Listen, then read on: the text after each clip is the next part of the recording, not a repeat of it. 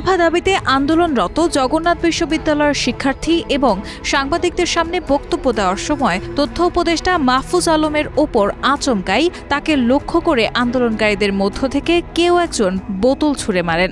প্রশ্ন উঠছে, এই ব্যক্তি কি সত্যি আন্দোলনকারী শিক্ষার্থী নাকি তিনি ভিন্ন কোনো উদ্দেশ্য নিয়ে সেখানে উপস্থিত হয়েছিলেন? তার পরিচয়ই বা কি? আন্দোলনকারীদের ভিড়ের মধ্যে তার অবস্থান, আচরণ, এমনকি হামলার ধরন সবই যেন পরিকল্পনার ইঙ্গিত দিচ্ছে।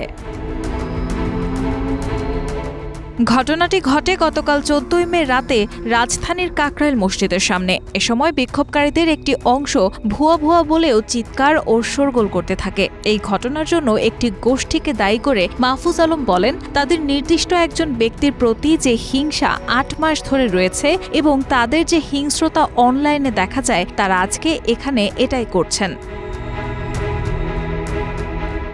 বোতল নিক্ষেপকারী যুবকের চেহারা ধরা পড়েছে সাংবাদিকদের কিছু ভিডিও ফুটেজে, তবে এখনও তার পরিচয় জানা যায়নি এবং এর পেছনে তার কী উদ্দেশ্য ছিল তার উত্তরও যেন সবার ধরাছোঁয়ার বাইরে।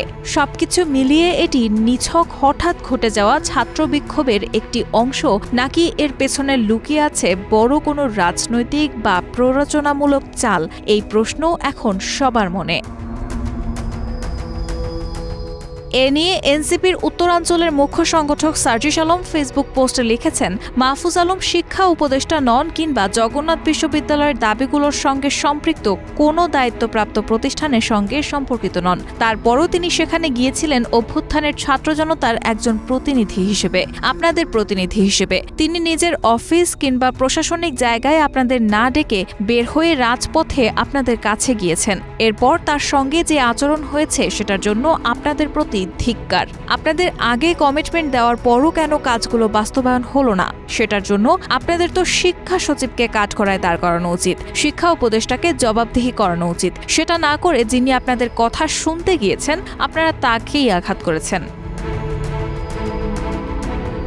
মাহফুজ আলমকে লক্ষ্য করে বোতল নিক্ষেপের ঘটনার প্রতিবাদ জানিয়ে এনসিপির দক্ষিণাঞ্চলের মুখ্য সংগঠক হাসনাত আবদুল্লাহ ফেসবুকে লিখেছেন, একজন রাষ্ট্রীয় প্রতিনিধি হিসেবে মাহফুজ আলম সমস্যা সমাধানে গিয়েছিলেন।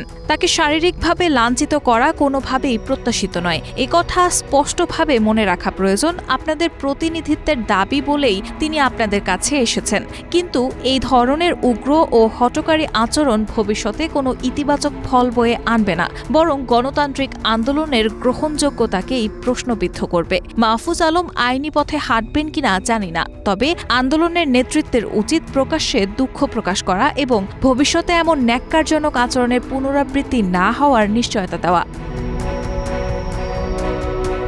হাসনাত আবদুল্লাহ আরও লেখেন, সমালোচনা গণতান্ত্রিক অধিকার, কিন্তু শারীরিক লাঞ্ছনা, বর্বরতা এবং সেটির কোনো যুক্তিসঙ্গত ব্যাখ্যা নেই। অন্যদিকে অন্তর্বর্তী সরকারের আচরণও সন্দেহজনক। সব জনদাবির সম্মুখে ছাত্র উপদেষ্টাদের ঠেলে দিয়ে সংশ্লিষ্ট মন্ত্রণালয়ের উপদেষ্টারা নিজেদের দায়িত্ব এড়িয়ে যাওয়ার প্রবণতা স্পষ্ট। জগন্নাথ বিশ্ববিদ্যালয়ের শিক্ষার্থীদের বারবার আশ্বাস দেওয়া হলেও সেটির বিষয়ে কেন এখনও যথাযথ পদক্ষেপ নেওয়া হয়নি সেটিও এই অন্তর্বর্তী সরকারকে স্পষ্ট করতে হবে। রায়হানা মুন, প্রবাস খবর।